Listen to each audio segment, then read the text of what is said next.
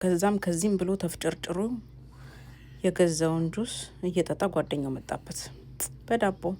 ታስታውሳላችሁ? እኛ ሀገራችን ዳቦ በሚሪንዳ እንደዛ ማለት ነው። እና ከቻለበት አስገብቶ ደበቀው። ያደበቀው አላችሁም እያያችሁ ስለሆነ ደግሞ የሱ ደግሞ ሙጭጭ ማለት አይሄድም እንዴ? ታዲያ የደበቀው ቦታ ግን ከባድ ሽመክት ያላግባብ ሚሪንዳ ነው ጁስ ጠጣ።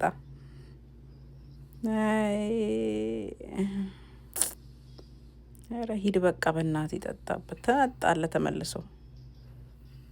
ምን አይነት ሰው ነው በመድኃኔዓለም? ኧረ እባክህ ፍታው በቃ ይጠጣበት። ሂድ በቃ ሄደ ተገላገልኩ ብሎ ሊያወጣው ሲል የለም።